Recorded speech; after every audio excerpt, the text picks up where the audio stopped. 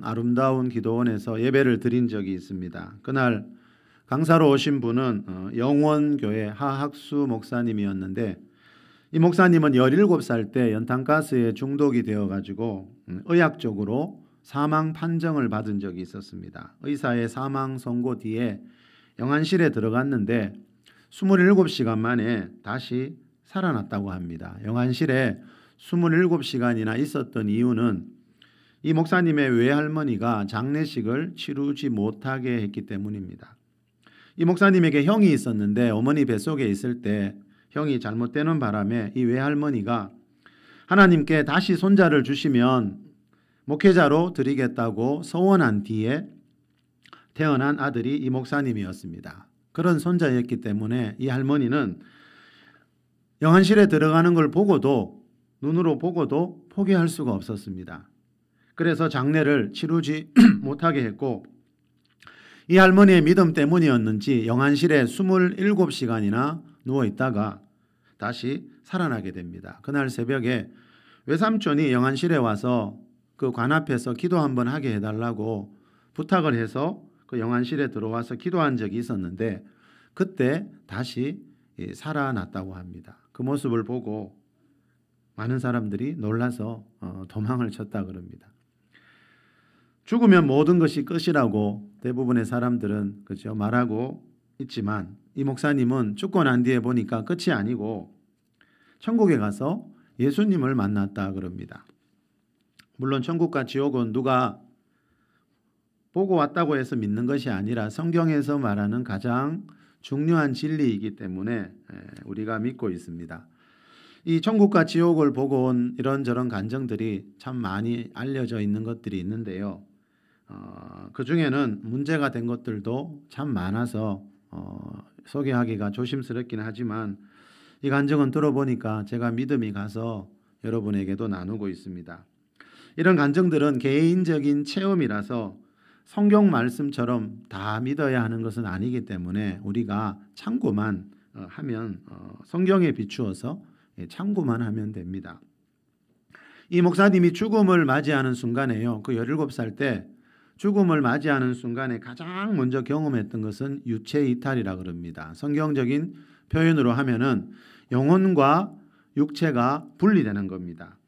사람은 누구나 죽는 순간에 자기 몸 안에 있던 영혼이 밖으로 나와서 이 영혼과 몸이 분리가 됩니다.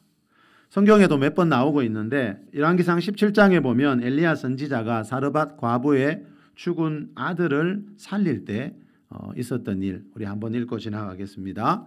열왕기상 17장 20절에서 22절입니다. 여호와께 시작. 여호와께 부르짖어 이르되 내 하나님 여호와여, 주께서 또 내가 우거하는 집 과부에게 재앙을 내리사 그 아들이 죽게 하셨나이까 하고 그 아이 위에 몸을 3번 펴서 엎드리고 여호와께 부르짖어 이르되 내 하나님 여호와여, 원하건대 그 아이의 혼으로 그의 몸에 들어오게 하옵소서 하니, 여호와께서 엘리야의 소리를 들으심으로 그 아이의 혼이 몸으로 돌아오고 살아난지라. 그 아이의 혼이 몸으로 돌아오니까 살아났다는 말은요, 이 아이의 몸이 죽을 때 혼이 몸에서 분리되면서 떠났다는 겁니다.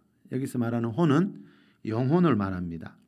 의학적인 죽음을 맞이하는 순간에 이렇게 내 영혼과 몸이 분리가 됩니다. 분리되는 이유가 어디에 있습니까?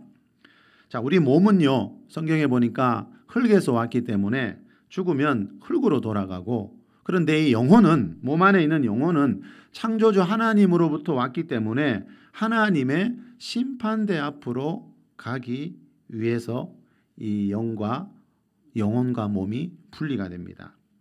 자, 영혼은 이 흙으로 만든 몸과는 달리 하나님으로부터 왔습니다. 자, 그래서 이 영혼은 하나님처럼 죽지 않고요, 우리 몸 안에 있는 영혼은 하나님으로부터 왔기 때문에 죽지 않고 하나님처럼 영원히 살게 되는데, 그 장소가 바로 천국과 지옥입니다. 누가복음 8장에 보면 예수님이 회당장 야이로의 12살 된 죽은 딸을 살리시는 모습이 나오는데, 거기 보면 이런 일이 있었습니다. 예수께서 아이의 손을 잡고 불러 이르시되 아이야 일어나라 하시니 그 영이 돌아와 아이가 곧 일어나거늘 자, 영이 돌아왔다는 말은요, 이 아이가 죽을 때 몸을 떠났던 영혼이 예수님이 아이야 일어나라고 할 때 그 소리가 들릴 때 그 떠났던 영이 다시 이 아이의 몸속으로 돌아왔다는 겁니다. 자, 영혼이 돌아오니까 이 아이가 살아납니다. 자, 영혼이 돌아오는 것을 보고 여기서는 영이 돌아왔다 그러고 좀 전에 열왕기상 17장에서는 혼이 돌아왔다고 표현하고 있습니다. 자, 데살로니가전서 5장 23절에 보면요, 너희의 온 영과 혼과 몸이라는 말이 나옵니다. 자, 사람은 영과 혼과 몸으로 되어 있습니다. 영과 혼은 둘 다 몸속에 있기는 하지만 차이가 있습니다. 제이펜 루이스 목사님이 영과 혼이라는 책에서 이 영과 혼의 차이점에 대해 이렇게 말합니다. 영은 혼이라는 그릇을 통해 외부로 나타나고 혼, 즉 지성과 마음과 의지를 지배하는 영은 하나님의 창조 목적을 완벽하게 수행할 수 있도록 만들어졌다.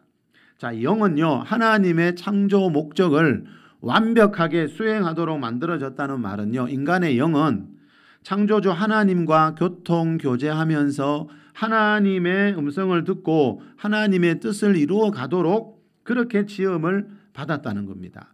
예수님이 요한복음 4장 24절에서 하나님은 영이시니라고 말씀했는데요, 영이신 하나님과 교제하기 위해서는 영을 가진 영적인 존재여야 하기 때문에 하나님이 사람을 창조하실 때 동물에게는 주지 않은 이 영을 주신 겁니다.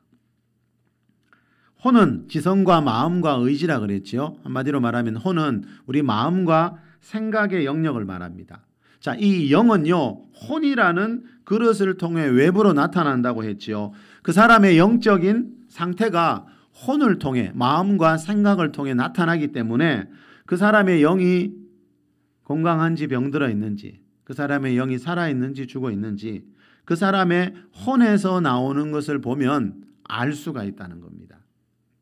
자, 이렇게 사람은 영과 혼과 몸으로 되어 있는 영을 가진 영적인 존재입니다. 자, 하나님이 우리 인간을 창조하실 때부터 이렇게 창조했다는 거죠.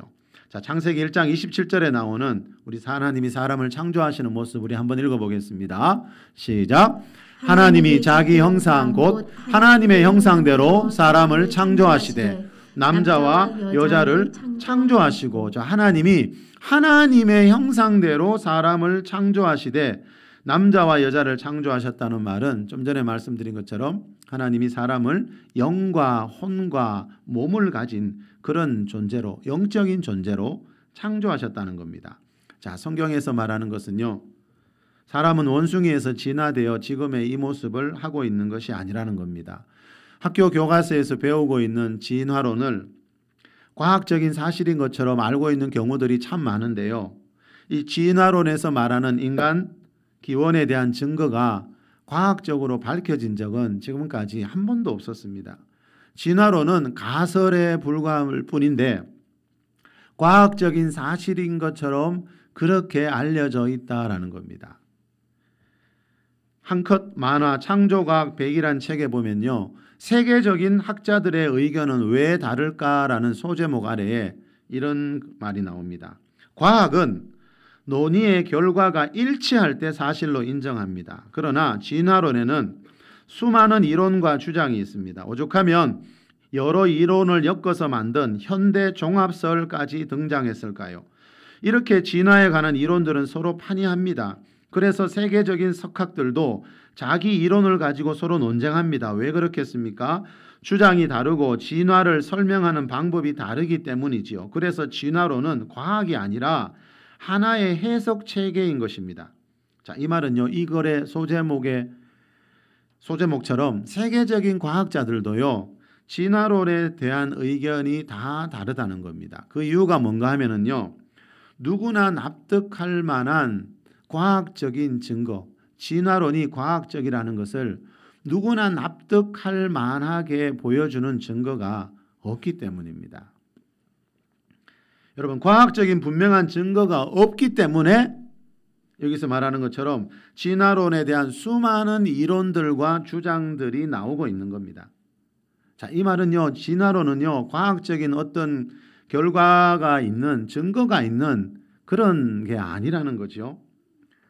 하나의 가설에 불과한데 사람들은 학교 교과서에서 배웠기 때문에, 학교 교과서에 실려 있기 때문에 그것이 과학적인 증거가 있는 것처럼 잘못 알고 있다라는 겁니다. 자, 하나님이 세상을 창조하시고 사람을 창조하셨다는 이 창조론을 믿느냐 믿지 않느냐, 이것이 믿음의 대상이듯이 진화론도 마찬가지라는 겁니다. 이 책에 보면요, 노벨상 수상자인 조지 월드라는 사람이 이런 말을 한 적이 있습니다.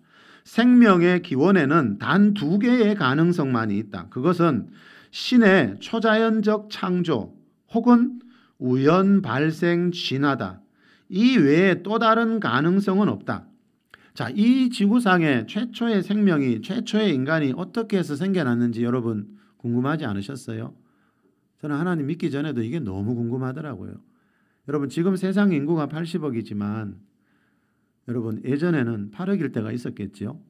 8천만 명일 때가 있었을 거고 800명일 때가 있었을 거고 8명일 때가 있었을 거고. 여러분, 이 지구상의 최초의 사람은 어떻게 해서 생겨난 것일까? 여러분, 내가 사람이니까 당연히 이게 궁금해야 되겠죠.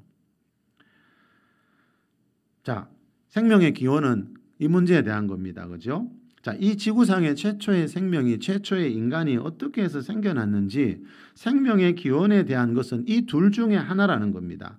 자, 성경에서 말하는 것처럼 하나님이라는 신이 창조했던가, 아니면 진화론을 믿는 과학자들이 주장하는 것처럼 어느 날 생명체가 우연히 발생했는데 또 그 우연히 발생한 생명체가 우연히 진화했는데, 자, 그래서 사람이 되었다. 여러분, 이 둘 중에 하나밖에 다른 가능성은, 생명의 기원에 대해 다른 가능성은 없다는 뜻입니다. 자, 이번의 말을 더 들어보세요. 자연 발생은 이미 120년 전에 루이 파스테르 등에 의해 가능성이 없는 것으로 판정이 났으므로 신의 초자연적 창조라는 단 하나의 결론만이 남게 된다. 그러나 나는 철학적인 이유 때문에 신을 믿을 수 없다. 그러므로 나는 과학적으로 불가능한 것을 믿기로 했다. 그것은 바로 생명이 우연히 발생하여 진화했다는 것이다. 무슨 말입니까, 여러분?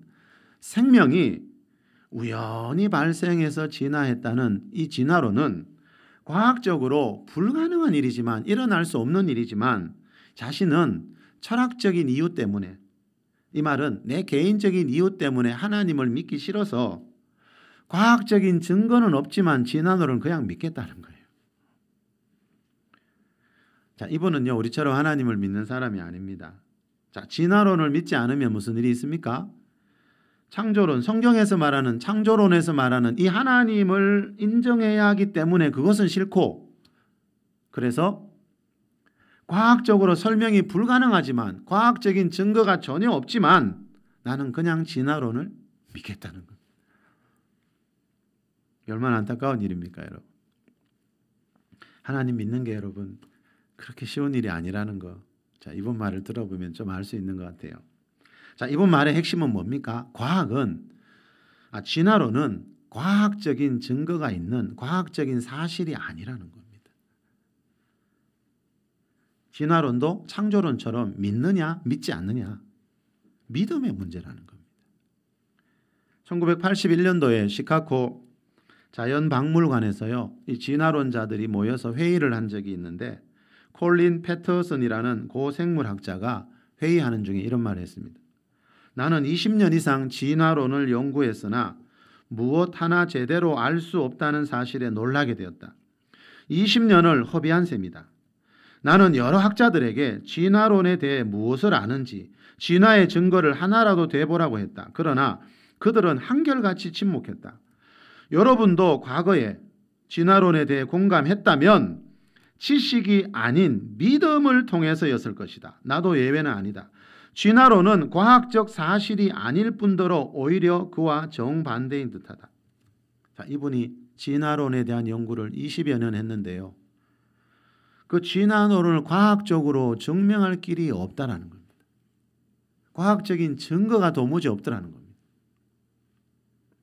지난 20여 년 동안 여러 학자들에게 진화론의 증거를 하나라도 좀 보여달라고 했지만 단 한 사람도 이것이 진화론의 분명한 증거입니다라고 말하는 사람이 없더라는 겁니다. 지식이 아닌 믿음을 통해서라는 말이 나왔죠. 자, 다른 과학자들도 자신도 또 그 자리에 진화론 회의에 참석한 그 과학자들도 진화론을 주장하는 이유는 어떤 과학적인 지식이 있어서가 아니라 그냥 그렇게 믿고 싶기 때문이라는 겁니다. 하나님을 인정하기 싫어서. 자, 진화론을 부정하게 되면 믿을 건 창조론밖에 없지 않습니까? 그런데 창조론을 믿게 되면 이 성경에서 말하는 창조론을 믿게 되면 성경에서 말하는 것처럼 내가 하나님 앞에 죄인이라는 것을 인정해야 되고 천국과 지옥이 있다는 걸 인정해야 되고, 자, 하나님을 인정하게 되면 내가 내 인생 내 마음대로 즐기면서 살지 못할 것 같으니까 진화론 20년 연구했지만 아무 증거가 없지만 그냥 진화론을 그냥 믿겠다는 겁니다. 여러분, 과학책에 있다고 해서요 그게 다 과학이 아니라는 겁니다. 이런 분들도 평생 과학을 연구한 세계적인 과학자들이거든요. 자, 하나님을 믿지 않는 세상 과학자들도 이렇게 진화론은 전혀 과학적이지 않다고 주장하고 있지만 안타깝게도 기독교인 중에도요 이 창조론과 진화론 사이에서 혼란스러워하다가 신앙을 잃어버리는 일들이 많이 일어나고 있습니다. 지난 2015년도에 한국 갤럽에서 설문조사할 때 한국교회 성도들 중에 창세기에 나오는 이 창조론을 그대로 믿는 사람은 60% 정도에 불과했습니다. 자, 성경 66권의 시작은 창세기 1장 1절 태초에 하나님이 천지를 창조하시니라입니다. 성경은 창조주 하나님이 우리가 살고 있는 이 세상을 창조하셨고 사람의 영혼, 육을 창조하셨다라고 창조론으로 시작하고 있습니다. 사람은 원숭이의 형상이 아니라 하나님의 형상을 닮은 존재라는 겁니다. 자, 하나님의 형상대로 지음받았다는 말은요 하나님과 교제할 수 있고 하나님을 사랑할 수 있고 하나님을 닮아갈 수 있는 그런 존재로 지음을 받았다는 뜻입니다. 태초에 하나님이 천지를 창조하시니라. 자, 성경 첫 구절에서 말하고 있는 이 창조주 하나님이 믿어지지 않으면요 성경에서 말하는 하나님을 만날 수가 없고 그 하나님의 음성을 들을 수가 없습니다. 그렇지만 반대로 이 창조주 하나님이 믿어지면요 창세기 1장 1절이 믿어지면요 이 시간 살펴보고 있는 죽음과 죽음 이후에 있는 천국과 지옥에 대한 진리도 쉽게 깨달아질 수 있습니다. 히브리서 9장 27절에 보면요 한 번 죽는 것은 정해진 것이요 그 후에는 심판이 있으리니 그랬습니다. 한 번 죽는 것은 사람에게 정해져 있는 일입니다. 그런데 한 번 죽었다고 인생이 다 끝난 게 아니고 그 후에는 심판이 있으리니, 자, 죽음 뒤에 있는 심판은 성경에서 말하는 천국과 지옥의 심판을 말합니다. 하나님은 우리에게 생명을 주신 분이기 때문에요. 하나님이 생명을 만드신 창조주이기 때문에 하나님은 생명을 받은 사람들이 하나님이 그 생명을 주신 목적, 창조의 목적에 맞게 살았는지 하나님은 심판하실 자격이 충분히 있다는 겁니다. 자, 성경이 말하는 죽음은요 끝이 아니라 천국과 지옥이라는 영원한 세계로 들어가는 문입니다. 여러분, 죽음의 의미를 알고 있어야 이 한 번뿐인 우리 인생의 의미를 알 수가 있습니다. 내 인생이 지금 어디로 가는지 모르는데, 내 인생의 마지막 날 내가 어떻게 되는지 모르는데 어떻게 평안하고 행복한 삶을 살 수 있겠습니까? 누가복음 16장에 보면요 부자와 거지 나사로에 대한 말씀이 나오는데 거기 보면 그 두 사람의 죽음을 이야기하는데 그 죽음에 대한 표현이 완전히 다르게 나오고 있습니다. 우리 이 말씀 누가복음 16장 22절 말씀 한번 읽어봅니다. 시작. 이에 그 거지가 죽어 천사들에게 받들려 아브라함의 품에 들어가고 부자도 죽어 장사되매. 자, 거지도 죽었고 부자도 죽었습니다. 저와 여러분도 언젠가는 한번 죽게 됩니다. 이 두 사람이 갔던 곳 중에 한 곳으로 이 세상 모든 사람들은 가게 됩니다. 자, 거지도 죽고 부자도 죽었지만 이 누가복음의 저자가 죽음의 의미를 완전히 다르게 설명하고 있습니다. 자, 거지의 죽음은 뭡니까? 거지는 죽어서 천사들에게 받들려 아브라함의 품에 들어갔습니다. 자, 누구나 죽을 때 여러분 죽은 몸은 영안실을 거쳐서 무덤에 묻히게 되지요.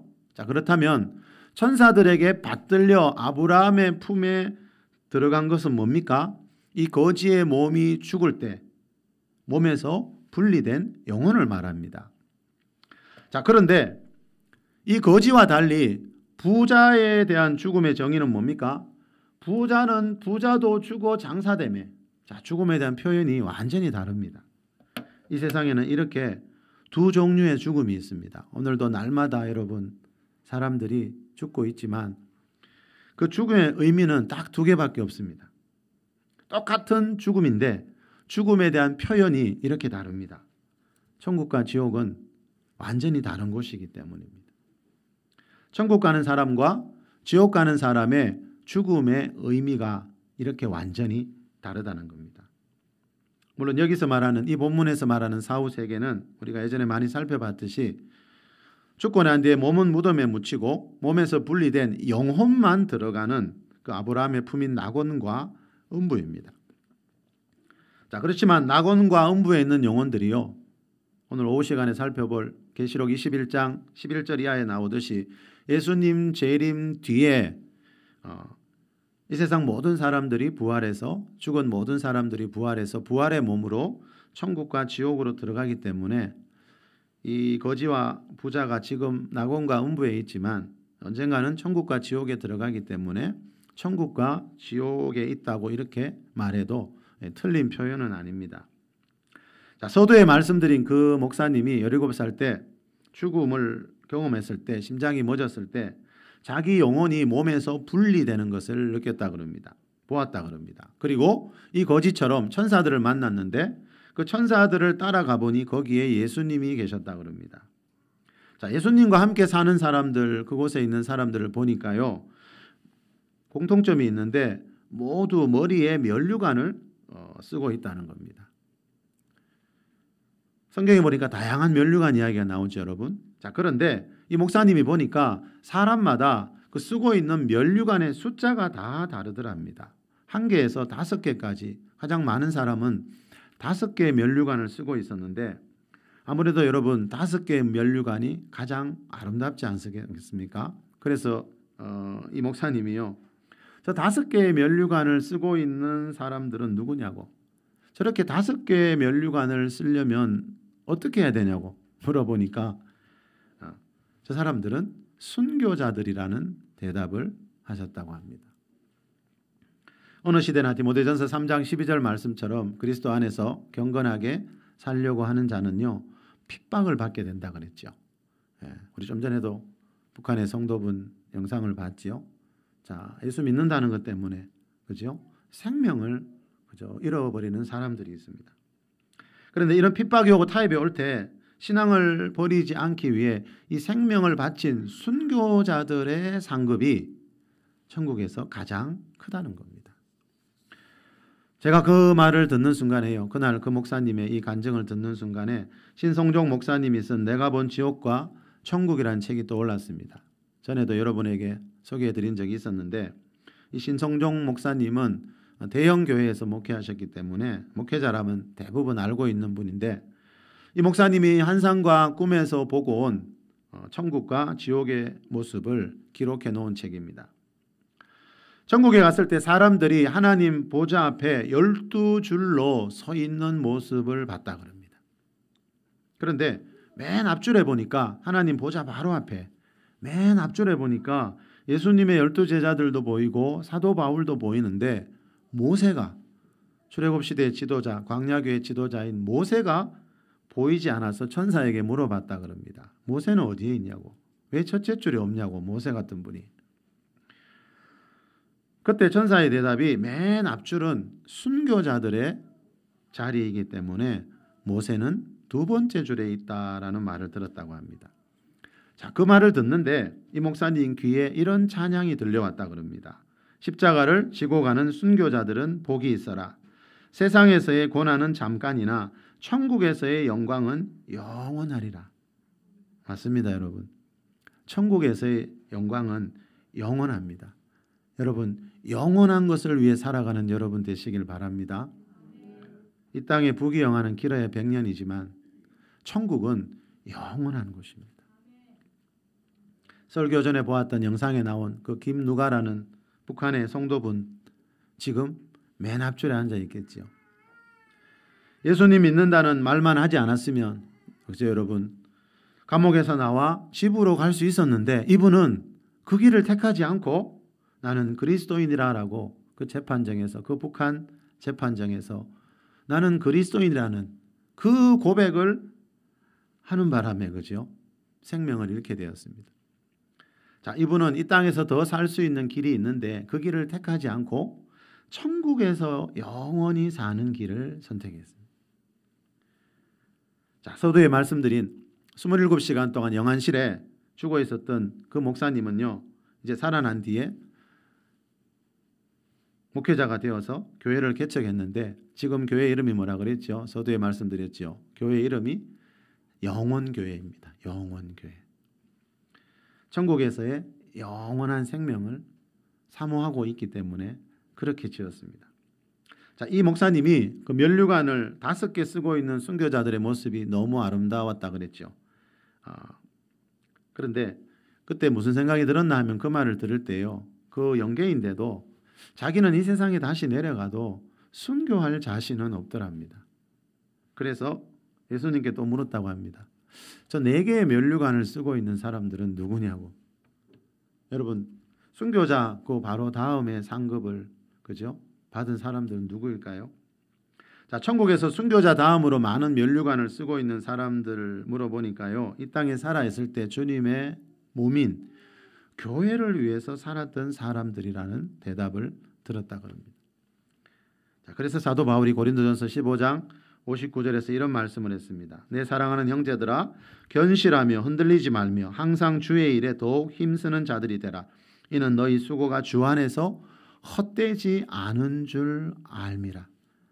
우리가 수고하는 거, 주의 몸된 교회를 위해 수고하는 거, 오후 시간에 살펴볼 그 계시록 20장에 보면 하나님 보좌 앞에 책이 있고 책들이 있거든요. 그 책들 속에 우리가 이 땅에서 살았던 모든 삶의 흔적들이 다 기록이 되어 있다는 거죠. 자, 주의 일, 여러분, 주님을 위한 일은 헛된 것이 없다고 성경에 분명히 말씀하고 있습니다.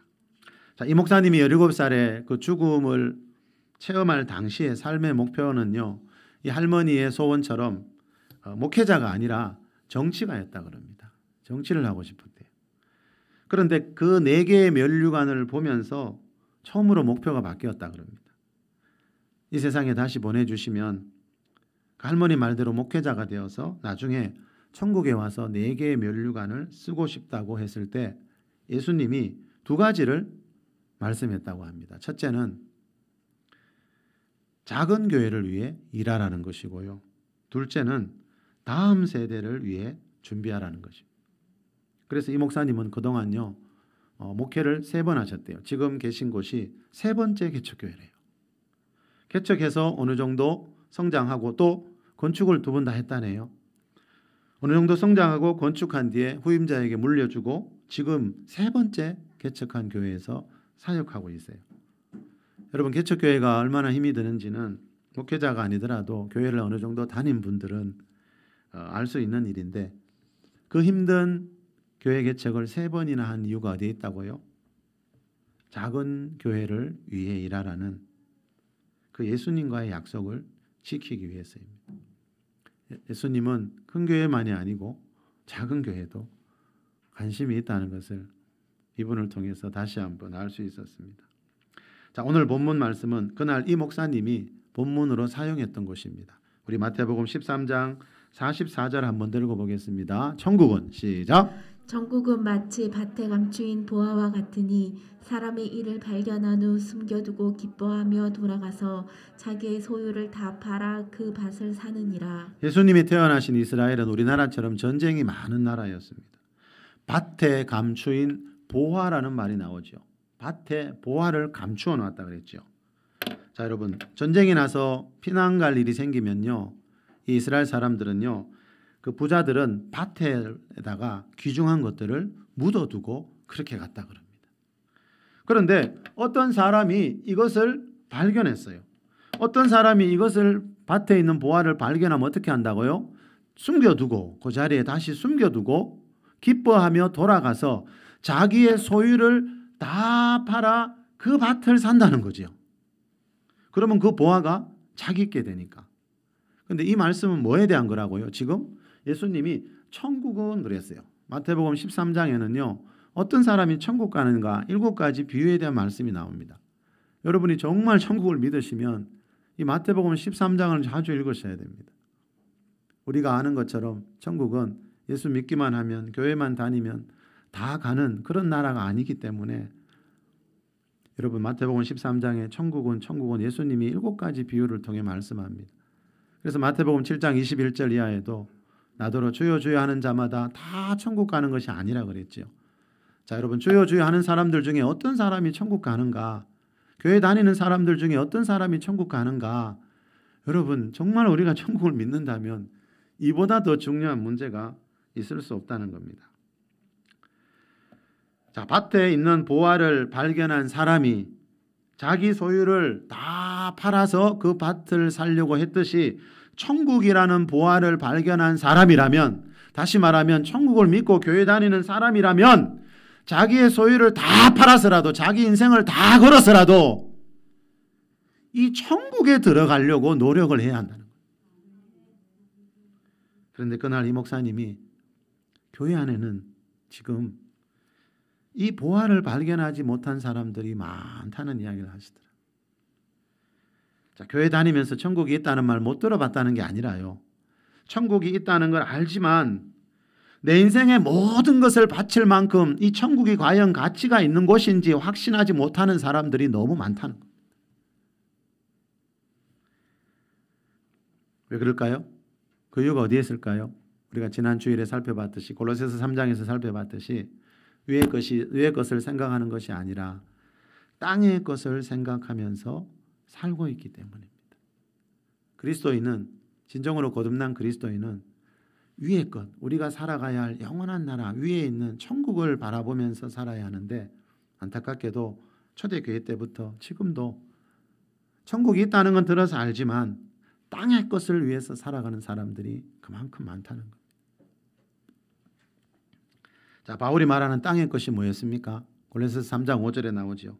땅의 지체, 즉 음란과 부정과 사욕과 악한 정욕과 탐심, 세상 쾌락과 돈을 사랑하는 마음, 결국 이겁니다. 이게 천국을 가로막고 있습니다. 성경에 보십시오, 여러분. 예수님 믿었지만, 천국이 있다는 거 알지만, 예수님 재림하신다는 것도 알지만 나중에 예수님 만나지 못하는 사람들이 얼마나 많이 나옵니까? 여러분, 교회는 다니지만 이런 죄악들을, 땅의 지체들을 버리지 않으면 결국 예수님과 그 영원한 만남을 누릴 수가 없다는 거죠. 야고보서 3장 17절에 보면요, 오직 위로부터 난 지혜는 첫째 성결하고 라는 말이 나옵니다. 자, 위의 것을 생각하면서 살면 무슨 일이 있는가 하면요, 위로부터 오는 지혜를 받게 되는데요, 이 지혜를 가진 사람들은 첫째 뭐 하다고요? 삶이 성결해진다는 겁니다. 성결은 죄를 버리는 걸 말합니다. 성결은 죄를 버리고 하나님 앞에서 깨끗하고 경건하고 거룩하게 사는 것을 말합니다. 자, 천국은요, 경건하고 거룩하게 사는 사람들이 가는 나라이기 때문에 계시록 21장 2절에 보면 거룩한 성이라고 부르고 있습니다. 신성종 목사님이 지옥에 갔을 때요, 좀 전에 말씀드린 그 신성종 목사님이 지옥에 갔을 때 이분이 천국도 가시고 지옥도 보고 왔거든요. 지옥에 가니까 자기가 평소에 알고 있던 목사님들과 장로님들이 그 지옥에 있더랍니다. 예수님도 여러분 좀 전에 말씀드렸지요. 마태복음 7장 21절에서 나더러 주여 주여 한다고 다 천국 가는 것이 아니라 그러면서 그 아래서 뭐라 그러죠? 주의 이름으로 선지자 노릇을 한 사람들을 보고 예수님이 나는 너희를 도무지 알지 못한다 그랬죠. 자, 그것을 보면 이 세상에서 목사였고 장로였지만 지옥에 가는 사람들이 있다는 것을 알 수 있습니다. 선지자 노릇했지만 여러분 지옥에 있다잖아요. 자, 이 말은 여러분 목사가 되고 장로가 되는 것이 중요한 것이 아니라요. 그리스도인이 되었다면요, 자기의 소유를 다 팔아서 천국을 가지기 위해, 천국의 주인공이 되기 위해서 집중하며 살아야 하는데, 여전히 땅의 것을, 세상 사람들처럼 땅의 것을 위해서 살고 있는 사람들이 있다는 겁니다. 자, 여러분 말씀을 맺겠습니다. 여러분 성경은 하나님을 믿는 사람들에게 주신 말씀입니다. 예수님더러 주여 주여 하는 사람들에게 예수님이 천국 가는 길을 가르쳐 주셨습니다. 자, 천국 가는 길, 우리가 교회를 다니면서 가장 관심을 가지고 가장 중요하게 여겨야 될 것, 여러분 예수를 믿는 첫째 이유는 천국이 있기 때문입니다. 그죠? 천국이 없다면 우리가 이국 생활을 왜 하고 있는 겁니까? 자, 그 천국 가는 길, 지금은 보니까 사람들마다 말하는 게 또 교회마다 다를 때가 있는데, 성경을 통해서 예수님이 가장 잘 아시겠지요. 예수님만 믿으면 누구나 다 천국에 간다고 말하는 사람도 많지만, 그 예수님이 마태복음 7장에 보니까 나더러 주여 주여 한다고 다 천국 가는 게 아니다. 내 아버지 뜻대로 행하는 자라야 들어가리라고 하는데, 행함이 뭐지요? 성결, 경건, 거룩한 삶을 행함이라고 그러죠. 죄를 버리는 것을 보고 행함이라고 그러죠. 그래서 천국을 거룩한 성이라 부릅니다. 여러분 그리스도인은 교회 다닌다고 다 된 것이 아니고요, 반드시 삶이 성결하고 경건하고 거룩해야 합니다. 우리 인생의 마지막 날, 우리를 기다리고 있는, 그죠? 심판이 있기 때문입니다. 시편 16편 11절에 보니까요, 주의 앞에는 충만한 기쁨이 있고 주의 오른쪽에는 영원한 즐거움이 있나이다. 여러분 영혼에 대해 생각해 보셨습니까? 우리가 세상 살면서 이런저런 일로 기쁠 때 있지요. 얼마나 오래 가든가요? 근데 영원한 즐거움이 있대요, 주의 앞에는. 자, 땅의 것을 버리는 자들에게 하나님이 주시는 충만한 기쁨, 영원한 즐거움이 있다 그럽니다. 우리가 죄를 버리고 성결하고 경건하고 거룩한 삶을 살 때 하늘에서 내려오는 기쁨과 즐거움이 있습니다. 세상 부귀영화는 길어야 100년이지만 여러분 천국과 지옥에서의 삶은 영원합니다. 세상 살다가 어떤 어려운 일 만나더라도 이 천국에서의 그 영원한 영광을 바라보면서 사모하면서 살아가는 저와 여러분이 될 수 있기를 바랍니다. 위의 것을 생각하면서 경건하고 거룩하게 살다가 충만한 기쁨과 영원한 즐거움이 있는 그 하나님의 나라 천국에서 다시 만날 수 있는 저와 여러분이 꼭 될 수 있기를 예수 그리스도의 이름으로 축원합니다.